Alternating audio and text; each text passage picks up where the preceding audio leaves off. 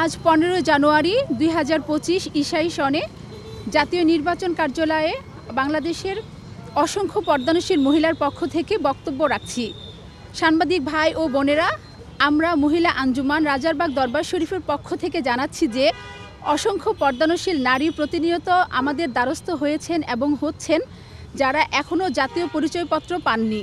এ সমস্ত পর্দানশীল নারীরা পিতামাতা বাংলাদেশি এবং তারা নিজেরাও বাংলাদেশে জন্মগ্রহণ করেছেন। তা সত্ত্বেও শুধুমাত্র পরিপূর্ণ পর্দা করার কারণে বাংলাদেশের নাগরিকত্ব বঞ্চিত হয়ে আসছেন। গত 16 বছর যাবৎ ইসির সাবেক কতিপয় স্বৈরাচারী কর্মকর্তা শুধুমাত্র মুখচ্ছবি না তোলার অজুহাতে পর্দানশীল নারীদের নাগরিকত্ব আটকে রেখেছেন। এতে পর্দানশীল নারীরা মৌলিক ও নাগরিক অধিকার বঞ্চিত হয়ে নিদারুণ কষ্টে পতিত হয়েছেন এবং হচ্ছেন।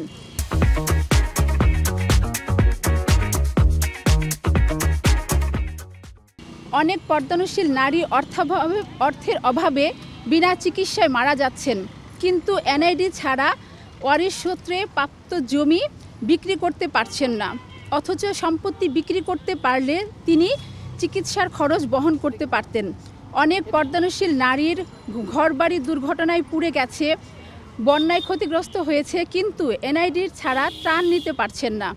অনেক বিধবা বা তালাকপ্রাপ্তা পর্দানশীল নারীর এনআইডির অভাবে বাসা ভাড়া নিতে পারছেন না, বাচ্চাদের স্কুলে ভর্তি করতে পারছেন না, পর্দার সাথে কোনো চাকরি করে জীবন নির্বাহ করতে পারছেন না। গত 16 বছর যাবৎ ইসির সাবেক কতিপয় স্বৈরাচারী কর্মকর্তা পর্দানশীল নারীদের যে কষ্ট দিয়েছেন তা বর্ণনা করে শেষ করা যাবে না। সাংবাদিক ভাই ও বোনেরা, একজন নারী ছবি তুললে দুটি গুনাহ হয়। একটি ছবি তোলার গুনাহ, অন্যটি বেপর্দা হওয়ার গুনাহ।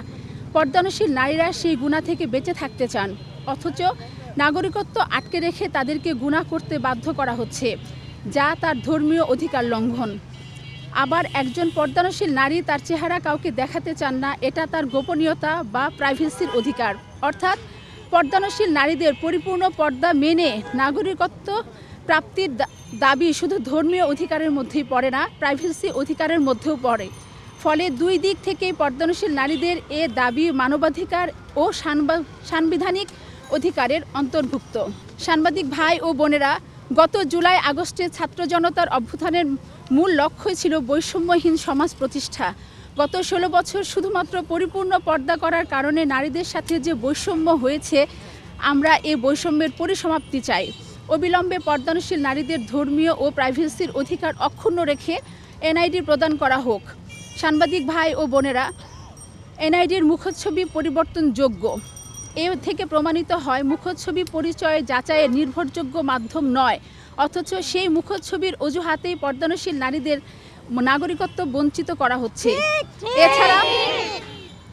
এছাড়া ছবি দিয়ে শনাক্তকরণ দুর্নীতি বান্ধব পদ্ধতি, অপরদিকে ফিঙ্গারপ্রিন্ট দিয়ে শনাক্তকরণ দুর্নীতি রোধক পদ্ধতি।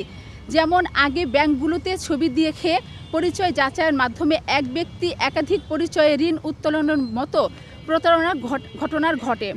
এই প্রতারণা রুখতে বর্তমানে ব্যাংক ঋণ উত্তোলনের ফিঙ্গারপ্রিন্ট যাচাই বাধ্যতামূলক করা হয়েছে।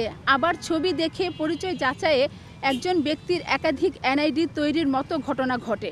এক্ষেত্রে দ্বৈত এনআইডির সমস্যা দূর হয় ফিঙ্গারপ্রিন্ট যাচাইয়ের মাধ্যমে। আবার একটা সময় বাংলাদেশিদের সাথে চেহারার মিলকে পুঁজি করে প্রায় 2.5 লক্ষ রোহিঙ্গা বাংলাদেশি পাসপোর্ট ব্যবহার করে বিদেশে পাড়ি জমায়, কিন্তু যখনই তাদের ফিঙ্গারপ্রিন্ট দিয়ে যাচাই শুরু হয়, তখনই রোহিঙ্গাদের প্রতারণা ধরা পড়ে এবং সমস্যার সমাধান হয়। সাংবাদিক ভাই ও বোনেরা, পর্দানশীল নারীদের এনআইডি প্রদানে আইনত কোনো বাধা নেই। বিশেষত পরিচয় নিবন্ধন আইন 2010 এবং 2023-এ পরিচয় শনাক্তে ছবির কথা উল্লেখ নেই। এমনকি বায়োমেট্রিক যাচাইয়ে ফেসিয়াল রিকগনিশনকেও বাধ্যতামূলক করা হয়নি। কিন্তু তারপর স্বৈরাচারী মনোভাব থেকে পর্দানশীল নারীদের নাগরিকত্ব বঞ্চিত করে রেখেছিল সাবেক ইসি কর্মকর্তারা। পর্দানশীল নারীরা নতুন ইসি কর্মকর্তারা আর সেই পথে না হাঁটে পর্দানশীল নারীদের ধর্মীয় এবং প্রাইভেসি অধিকার অক্ষুণ্ণ রেখেই অবিলম্বে তাদের এনআইডি প্রদান করুন। তাই প্রধান নির্বাচন কমিশনার বরাবর আমাদের আজকে যে স্মারকলিপি প্রদান করছি, সেখানে পর্দানশীল নারীদের পক্ষে মহিলা আন্দোলনের 3টি দাবি দেওয়া হয়েছে। দাবিগুলো হলো, বিগত 16 বছর যাবত যে সমস্ত সাবেক ইসি কর্মকর্তা পর্দানশীল নারীদের মানবাধিকার হরণ করেছে তাদের বিচারের আওতায় আনা। 2, পর্দানশীল নারীদের ধর্মীয় ও প্রাইভেসি অধিকার অক্ষুণ্ণ রেখেই অবিলম্বে এনআইডি প্রদান করা। 3, পর্দানশীল নারীদের পিআরটি নেওয়ার জন্য মহিলা অফিস সহকারী বাধ্যতামূলক করা।